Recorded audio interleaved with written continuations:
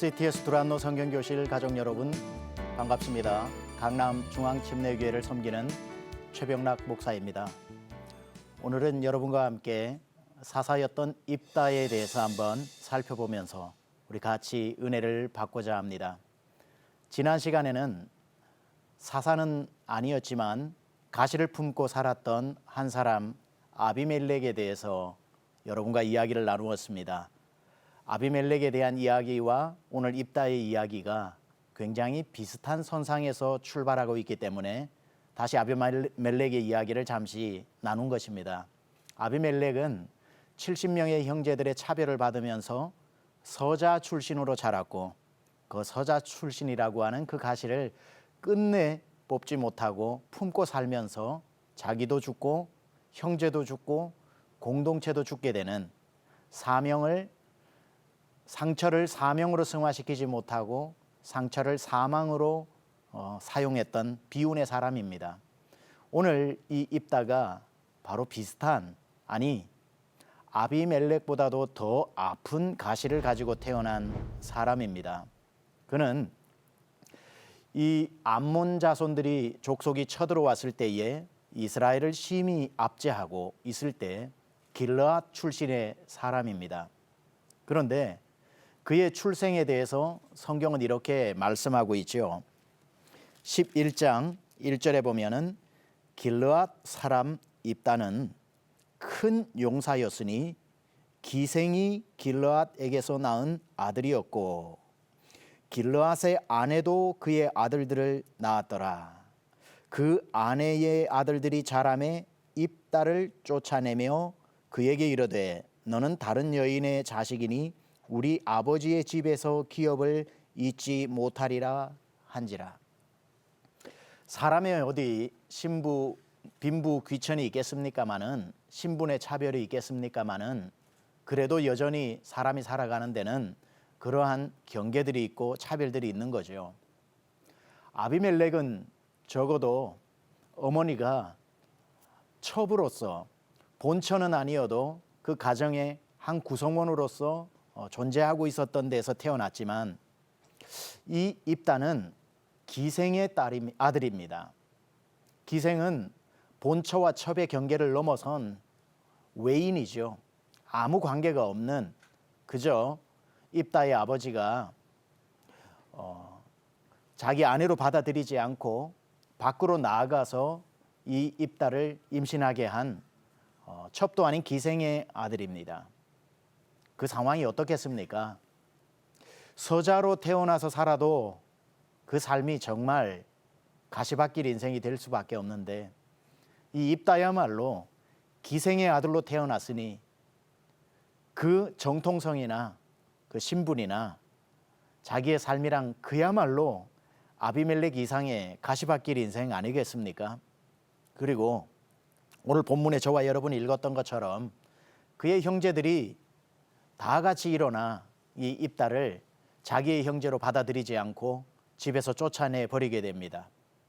입다는 그 가시밭길 아비멜렉 이상의 가시로 아파하며 돕당으로 가게 되죠. 돕당에 가서 거하고 있을 때에 그 옆에 많은 잡류들이 모였다라고 성경에서 이야기합니다. 이것은 아비멜렉 곁에 불안당들이 모였던 것과는 조금 차이가 있습니다. 여기서 말하는 잡류는 그렇게 막 불안당처럼 살아가는 그러한 사람이라기보다는 입다와 비슷한 아픔을 가진 이런저런 사람들을 이야기하고 있습니다. 그런 사람들과 함께 모여 입다가 무엇을 했는지는 알지 못하지만 이 입다 전체의 이야기를 우리가 다 이해하고 보면 입다에게 있어서 이 돕당에서의 시간이 그의 내면을 굉장히 성숙시키는 시간이었다라고 볼 수 있습니다.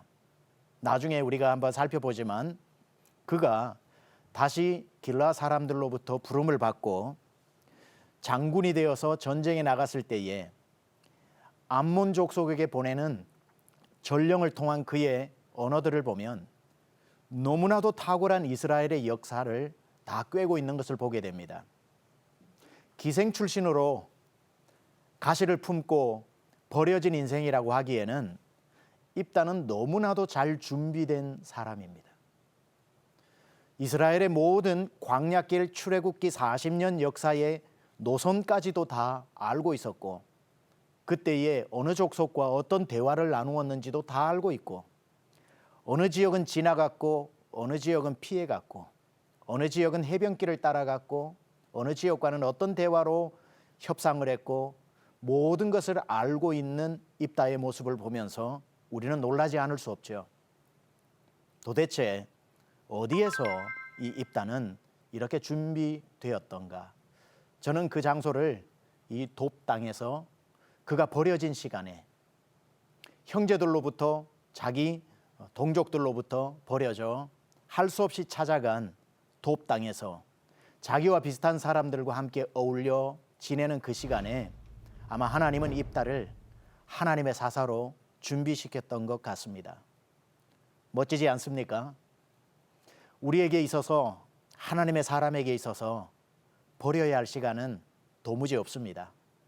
우리가 생각할 때는 멈추어 있는 시간 같아도 그 시간조차 하나님은 일하고 계시고, 우리에게는 의미 없는 시간 같아도 하나님은 그 시간에도 의미를 만들어 가시는 분이시지요.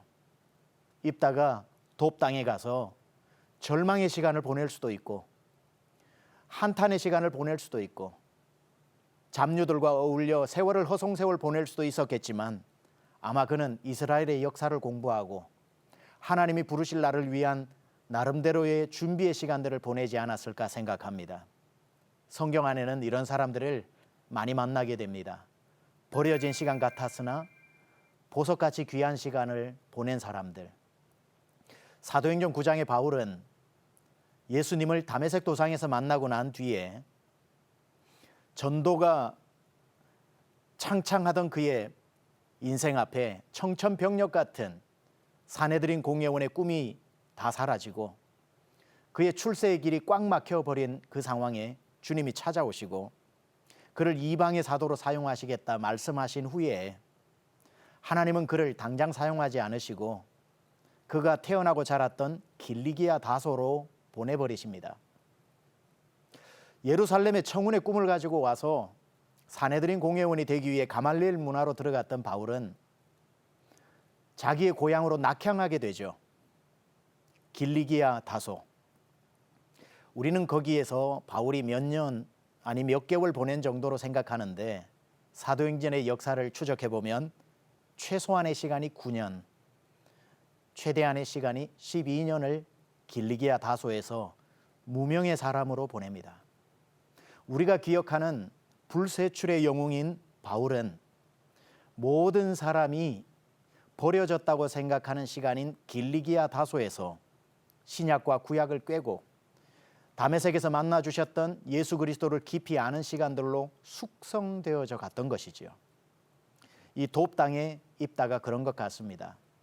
다윗도 14년 동안 바란 광야, 신광야, 엔게디 광야를 사울의 칼을 피해 도망간 것 같았지만, 해가 뜨기 무섭게 광야를 도망 다녔지만, 그 14년 동안 버려진 것 같았던 다윗이 왕이 되고 났더니만 무슨 일이 일어납니까? 전쟁을 하러 광야로 나갔더니만 블레셋과의 모든 전쟁이 신광야, 바란광야, 엔게디 광야에서 이루어지는 것을 보고 14년 동안 너무나도 자기에게 익숙해진 그 지형 때문에 하나님께서는 다윗이 가는 곳마다 이기게 하신 것입니다. 버려진 돕 땅, 버려진 엔게디 광야, 버려진 길리기아 다소 땅에서 바울이 만들어지고 있었고 다윗이 준비되고 있었고 입다가 준비되고 있었던 것입니다. 여러분의 삶에 지금 열심히 준비해서 야심차게 시작하던 일들이 멈추어 있습니까? 왜 하나님이 이렇게 기도를 해도 길을 열어주시지 않는지 너무 궁금해하고 계십니까? 손가락 하나 까딱할 수 없는 환경 가운데 여러분이 지금 놓여 있다고 생각하십니까? 하나님의 준비 기간입니다. 준비하십시오. 하나님께 기도하면서 주여 나를 빨리 이곳에서 벗어나게 해달라고 기도하지 마시고 하나님 내가 무엇을 하여야 하리까라고 물으십시오. 하나님이 그러한 상황 가운데 놓이게 하실 때는 하나님이 우리를 준비시키기 위한 시간이라는 것을 알고 돕 땅에 버려진 채 살아가지 않고 사사로서 준비되던 이 입다의 삶처럼 우리가 살아가야 되는 것 아닐까 생각합니다. 그 시간이 참에 암몬 족속이 쳐들어왔을 때에 이 입다의 본처의 아버지의 본처의 형제들이 많이 있음에도 불구하고 이 돕 땅까지 찾으러 옵니다. 그리고는 이 입다에게 우리의 장군이 되어 달라고 이야기하고 입다는 그때 비로소 역사 속에 등장하게 되죠. 그리고는 암몬과의 전쟁이 시작됩니다. 암몬과의 전쟁에서 조금 전에 말씀드렸다시피 입이 다물어지지 않을 정도로 그는 멋진 역사의식과 언변으로 그 암몬 자손과의 전쟁의 기선을 제압하게 되고 그 전쟁에서 이기게 됩니다.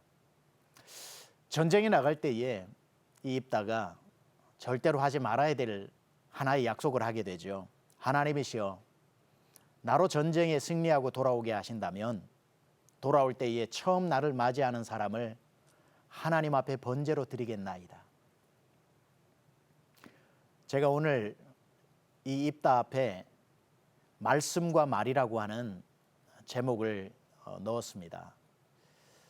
입다는 하나님이 주신 천부적인 언어의 능력을 가지고 있었습니다. 암몬과 전쟁을 하기도 전에 그의 탁월한 역사의식과 언변으로 기선을 제압하고 전쟁을 승리로 이끌었습니다. 하나님이 그에게 주신 탁월한 언어의 은사죠. 그런데 언어로 하나님이 주신 말씀으로 전쟁에 승리하고는 자기의 부주의한 말로 가족의 비극을 초래하게 됩니다. 하나님 앞에 굳이 그러한 방식으로 서원하지 않아도 됨에도 불구하고 돌아올 때에 나를 맞이하는 사람을 어찌 하나님 앞에 번제로 사람을 태워 죽일 수 있습니까? 하나님 앞에 바치겠다는 그러한 황당하고 이해할 수 없는 서원을 하게 되는데 하나님은 전쟁을 승리하게 하시고 돌아오는 그때에 절대로 맞이해서는 안 될 자기의 딸이 그 앞에 나와 전쟁에서 이기고 돌아오는 아버지를 맞이하게 되죠. 그때에 입다가 통곡을 하면서 그 딸을 하나님 앞에 번제로 드리기로 약속을 이행합니다. 그 아버지의 그 딸이라고 해야 될까요? 그 딸이 아버지께 순종을 하고 대신 친구들과 함께 내가 통곡하면서 친구들과 마지막 작별 인사를 할 시간을 달라고 부탁을 하고 산으로 올라간 딸은 그렇게 몇 날 며칠을 울고 다시 돌아와 이삭이 아브라함에게 그래했듯이 아버지가 만들어 놓은 번제단 위에 올라가서 죽게 됩니다. 슬픈 가족사입니다. 이 이야기를 두고 학자들의 의견들이 조금씩 나뉘지요. 입다의 딸을 인신제사로 드렸다라고 하는 오늘 본문의 이야기를 그대로 믿는 사람들이 있고 또 다른 학자들은 이것은 죽여서 드렸다는 뜻이 아니라 그때부터 구별하여 나실인으로 드렸다라고 하는 그러한 헌신의 개념으로 이해하는 사람도 있습니다. 그러나 그건 우리의 바람이고요. 성경의 이야기를 그대로 따르면 번제라고 하는 단어를 사용할 때는 나실인으로 구별한다는 뜻이 아니라 진짜 하나님 앞에 번제물로 태워 올린 것입니다. 왜 그랬을까요? 입다가 왜 이 약속을, 이 서원을 지켜야만 했을까요? 우리 생각에는 한번 서원한 것은 해로울지라도 하나님 앞에 반드시 지켜야 한다는 것 때문에 이 일을 입다가 했다고 생각을 할 수 있는데 아마 그랬을 수도 있습니다. 모든 사람이 듣는 앞에서 지도자가 약속을 했기에 하나님 앞에서뿐 아니라 사람 앞에서도 약속을 지키는 모습의 모범을 보여줘야 했기 때문에 아마 그가 이 약속을 아프지만 실행했을 수도 있습니다. 이 장면을 그려놓은 그림 중에 입다가 눈을 가리고 있는 명화도 있죠. 그러나 입다가 굳이 이 서원을 지키지 않아도 되는 것은 이미 자기들이 읽고 있는 모세의 모세오경 레위기에는 서원하여 지키지 못할 때는 하나님께서 다른 대속물로, 벌금으로, 다른 제물로 서원을 대신하여 갚게 하는 법이 있습니다. 자기의 딸이 그렇게 나왔다면 입다는 얼마든지 그에 상응하는, 아니 그 이상의 제물을 가지고 하나님 앞에 서원 제물을 드릴 수 있었음에도 불구하고 왜 이토록 이 딸을 모질게 이렇게 하나님 앞에 약속을 지킨다는 미명 아래 번제로 드렸을까? 참 의문이 남는 부분입니다. 저는 여기에서 입다의 특징을 살펴보면 조금 이 장면을 이해할 수 있다 생각합니다. 지난 시간에는 아비멜렉이 그 가시를 자기를 죽이는 도구로 사용함으로 말미암아 모든 사람을 파멸로 이끌어버리는 방탕한 한 사람의 이야기를 살펴봤다면, 입다의 경우는 출생이 비슷하지만 가시를 가지고 태어났지만 가시를 다루는 방법이 좀 달랐다 생각합니다. 아마 사사 중에서 가장 흠잡을 것 없는 사람이 입다라고 흔히들 이야기합니다. 실수가 없어요. 자기 의지가 아닌 태어난 것 외에는 흠잡을 만한 것이, 아니 그것조차도 흠이 되지 못하는, 시작부터 끝까지 완벽하게 사사의 사명을 감당했습니다. 여기에서 문제가 있습니다. 완벽주의입니다. 완벽주의. 태어나 보니 첩도 아닌 기생의 아들이었고 형제들로부터 자기가 차별을 받았고 돕당으로 쫓겨났고, 그의 마음속에 무슨 생각이 자라고 있었을까요? 완벽주의입니다. 절대로 첩의 자식이라는 이야기를 듣지 말아야 하고, 절대로 무시당하지 말아야 하고, 저 본처의 자식들보다 뛰어나야 하고, 이스라엘의 역사를 모두 알아야 하고, 성경을 얼마나 봤겠으며 얼마나 남들보다 처지지 않기 위해 자기 자신을 가혹하게 다루었을 것이며 얼마나 하나님 앞에 부르짖으면서 자기 자신을 만들어 갔겠습니까? 입다는 자기 안에 있는 상처를 승화의 도구로, 하나님 앞에 쓰임받는 은사의 도구로 승화시켰지만 그것이 결국에는 그 완벽주의를 넘어서지 못하는 그 성격으로 인해 하나님 앞에 다른 서원 지킴의 방법이 있음에도 불구하고 눈에 넣어도 아프지 않은 딸을 번제 제단에 하나님 앞에 올리는 이런 일까지 자행하게 된 것입니다. 전쟁을 마치고 나니까 기드온 때도 그랬던 것처럼 정작 힘들 때는 찾아오지 않던, 그러나 다 이기고 나면 생색을 내려고 하는 에브라임 부족이 찾아옵니다. 그리고는 왜 전쟁에 나갈 때 우리를 데리고 가지 않았느냐, 왜 우리와 함께 가서 전쟁을 하지 않았느냐라고 이렇게 입다를 원망하죠. 사실 입다가 갈 때 에브라임의 부탁을 에브라임에게 요청을 했지만 그때는 들어주지 않다가 승리했을 때에 슬그머니 밥상 위에 숟가락 놓는 격으로 와서 그렇게 자기들의 분노를 표출합니다. 그때에 이 길르앗 입다 군사와 같은 동족인 에브라임 부족이 전쟁을 치르게 되죠. 요단 강가에서 이제 피해가는 이 에브라임 부족들에게 이 길르앗 군사들이 붙잡고 발음을 해보게 합니다. 쉽볼렛, 십볼렛, 이 두 가지. 쉽볼렛이라고 발음을 하면 길르앗 사람이고, 에브라임 사람은 쉽볼렛이라는 발음을 못하고 십볼렛이라고 발음을 하기 때문에 누구든지 십볼렛이라고 말을 하는 사람을 다 쳐 죽여 에브라임을 다 멸절하는 비극을 초래하게 됩니다. 이것 또한도 완벽주의에서 기인한, 모든 것을 완벽하게 끝을 맺어 하나님 앞에 이 전쟁을 승리로 이끌려고 하는 입다의 완벽주의가 만들어낸 지나친 집착이 아닐까 생각을 합니다. 상처가 가시가 되기도 하지만 상처가 완벽주의가 되어 또 다른 방식으로 자기를 죽이기도 합니다. 저는 이렇게 생각해 봅니다. 입다가 조금만 더 인간적이었으면 어땠을까? 정말 찔러도 피 한 방울 나지 않을 것 같은 준비되어지고 사사로 일어서고 전쟁에서 승리하고 약속한 대로 딸을 하나님 앞에 번제물로 바치고 동족인 에브라임까지 멸절시키는 이 완벽할 만치 순종이 왜 이렇게 안타까운지 오히려 모르겠습니다.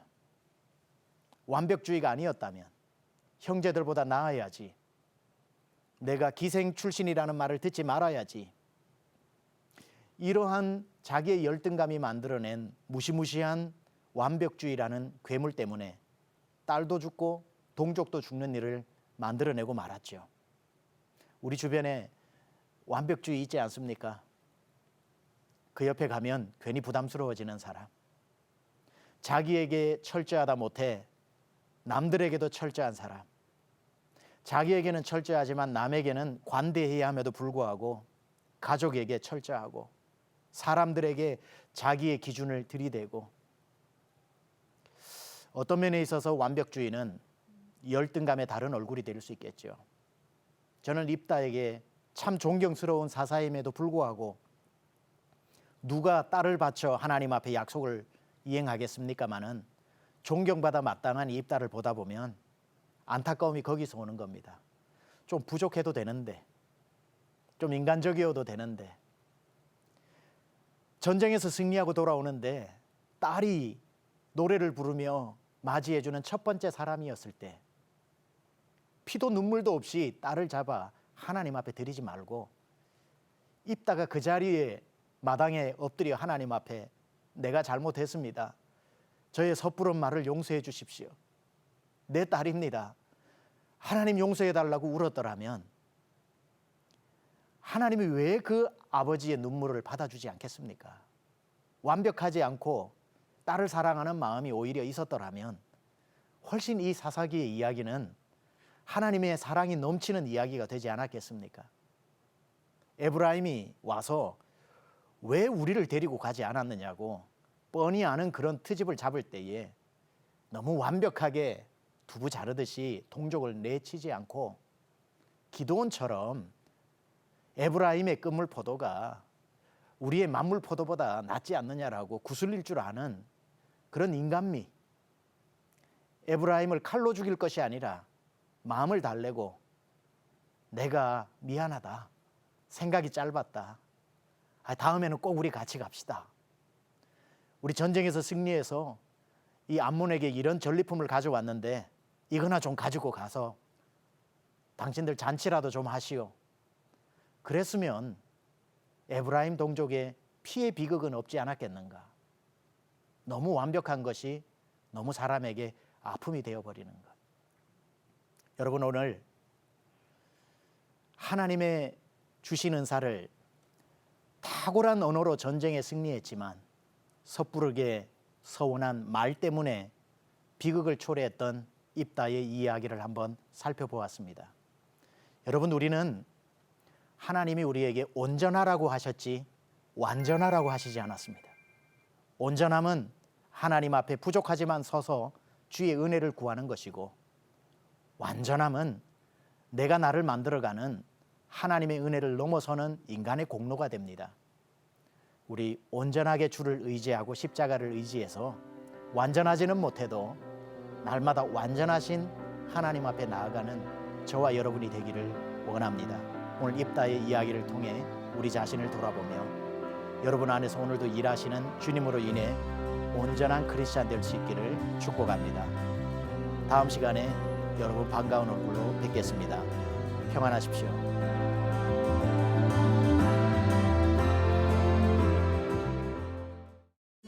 이 프로그램은 CTS 방송가족의 사랑과 후원으로 제작되었습니다. 후원전화 02-6333-1003번, ARS 060-808-1004번으로 전화주세요.